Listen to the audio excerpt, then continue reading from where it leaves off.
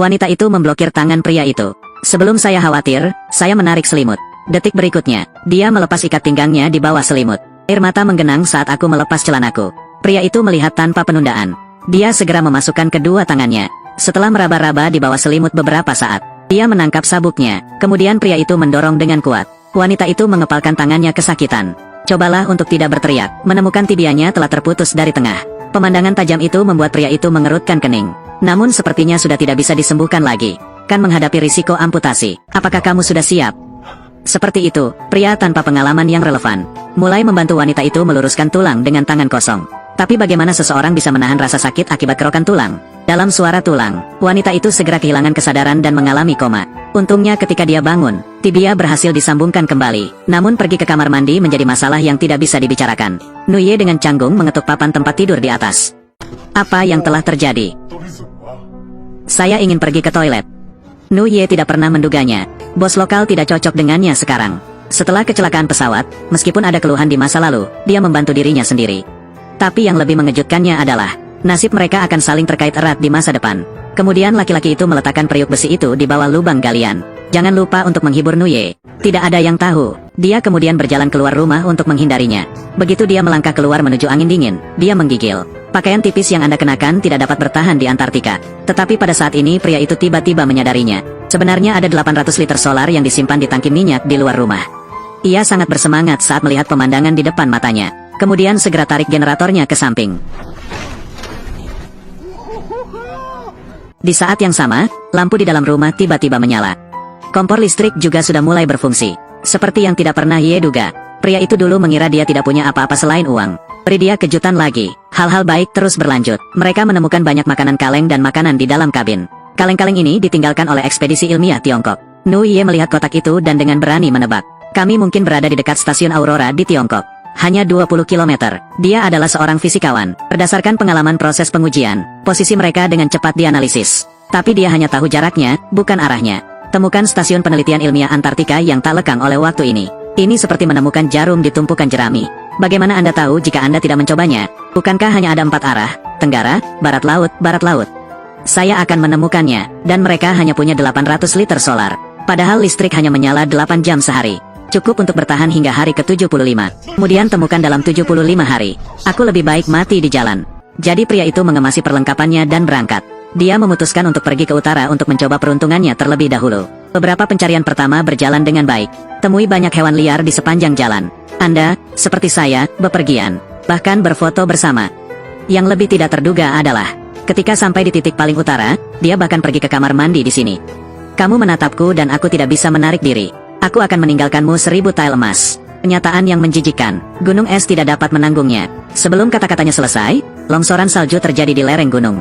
Jangan menunggu pria itu menyeka pantatnya. Gletser setinggi 100 meter mengarah langsung ke arahnya.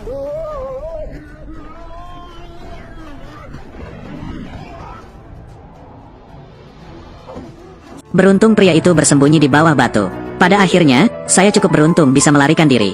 Setelah kembali ke rumah, saya mendengar pria itu membual. Nuye menganalisis bahwa bagian utara juga merupakan laut. Sebab gletser hanya muncul di laut. Selain itu, di sebelah barat tempat jatuhnya pesawat juga terdapat laut. Sekarang hanya tersisa 2 arah, timur dan selatan. Tapi mereka sudah makan makanan kaleng selama berhari-hari. Dia tidak bisa mengikuti pola nutrisi jarak jauhnya. Dia memutuskan untuk memperbaiki hidangannya. Saya keluar untuk menangkap ikan. Maka Anda harus pergi ke arah ini. Mungkin di lokasi ini. Tahu.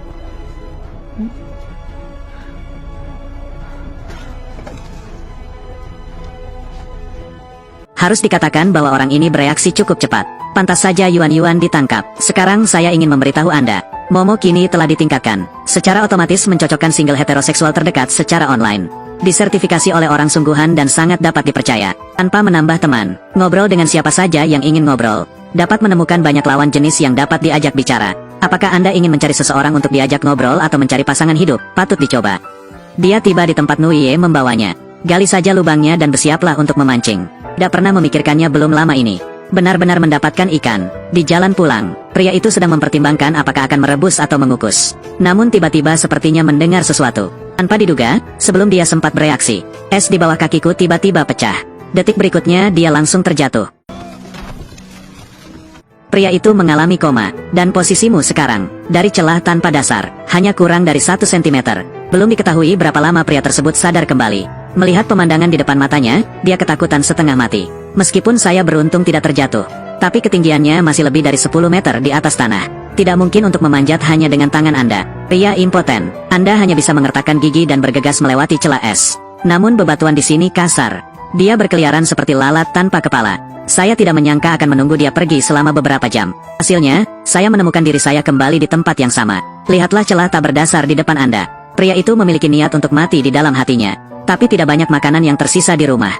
Dia berjanji pada Nuye bahwa dia akan membawa pulang makanan lezat. Saya sudah mati. Apa yang harus dia lakukan? Juga tetaplah di rumah saat ini. Nuye juga mulai mengkhawatirkan Puk Suan. Ada suara berisik di luar pintu. Dia pikir dia sudah kembali. Puk Suan. Di suatu tempat dalam kegelapan, Puk Suan merasakan panggilan itu. Dia bergegas ke celah yang lebih sempit.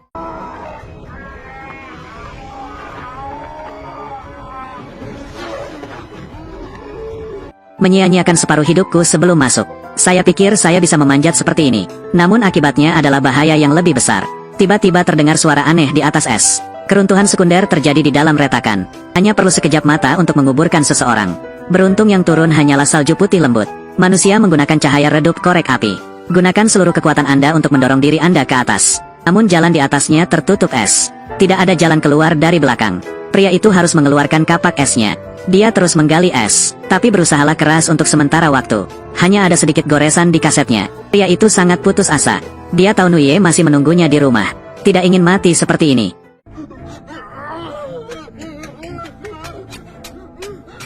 Empat hari telah berlalu. Nuye juga menyadari bahwa sesuatu mungkin telah terjadi pada Puk Suan. Pegang saja liontin itu di tangan Anda dan berdoalah dengan tulus. Di luar dugaan, angin kencang bertiup di luar rumah. Hancurkan generator lama dan matikan. Kacanya juga dilapisi dengan embun beku dengan kecepatan yang terlihat. Nuye tidak ingin pria itu kembali. Menemukan diriku tewas di rumah. Jadi dia menarik kakinya yang terluka. Sulit untuk keluar dari rumah. Coba hidupkan ulang mesin. Tanpa diduga, talinya membeku. Nuye segera mencabutnya setelah menggunakan kekerasan. Yang juga terputus adalah harapannya untuk hidup. Dia mati-matian bersandar pada generator di tengah tiupan salju. Meratapi dia bahkan tidak bisa melakukan hal kecil ini dengan baik. Lihatlah tutup kaleng ke samping. Niat mati di dalam. Akhirnya dia menggorok pergelangan tangannya. Darah mengalir di telapak tangannya dan jatuh ke salju. Memejamkan mata seolah lega. Diam-diam menunggu kematian datang. Tapi dia tidak pernah memikirkannya. Pria sejati masih hidup. Dia bersandar pada korek api di tangannya. Dia menemukan jalan keluarnya. Kemudian pria itu bergegas kembali ke rumah. Tanpa diduga, saya melihat pemandangan yang paling saya khawatirkan akan terjadi. Dia merangkak ke sisi Nuye.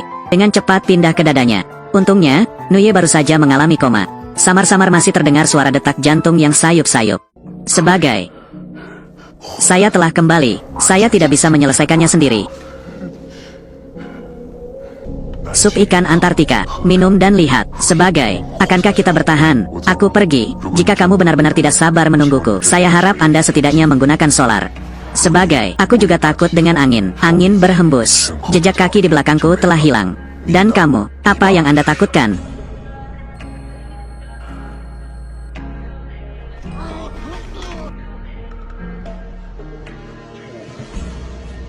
Sebagai Puk Suan. Sebagai Puk Suan, aku di sini. Sebagai saya tidak bisa melihat. Puk Suan, kita akan bertahan.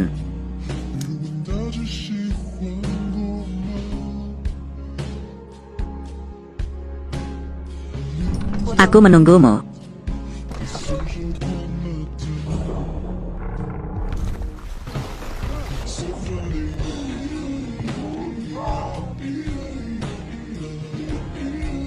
Puk Suan, kita bertahan hidup. Aku menunggumu.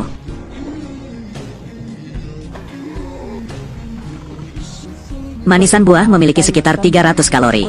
Menyelamatkan nyawa pada saat kritis.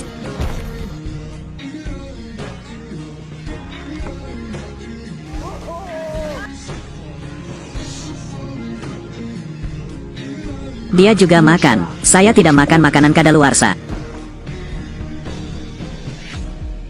Apa hal paling berharga di Antartika? Meteorit. Itu mungkin benar. Tapi ini sedikit berbeda dari yang pernah saya lihat sebelumnya. Mengapa ini terasa agak aneh? Apa yang aneh? Itu sangat mengerikan. Baru saja dia hampir memakannya. Dia melihat kotoran anjing laut. Hal ini pasti disebabkan oleh manusia. Siapa?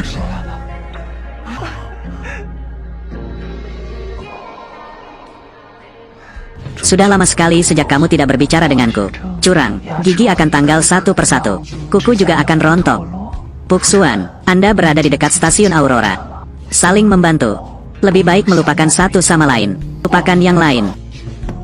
Terlepas dari apakah lingkungannya baik atau buruk. Tidak peduli berapa banyak gigi yang tersisa. Aku akan selalu mencintaimu. Apakah Anda siap berada di akhir dunia ini? Prima NGO Puksuan. Maukah kamu menjadi suami sahku? Di dunia ini, kita saling melupakan. Akan lebih baik jika saling membantu.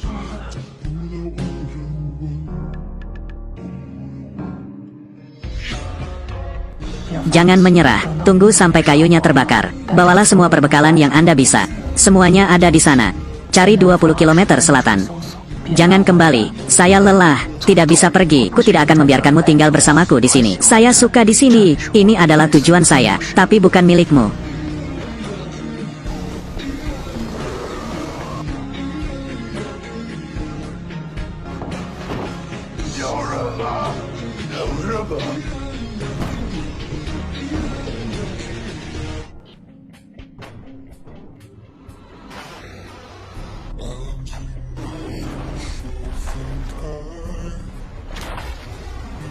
Apa yang sedang kamu lakukan?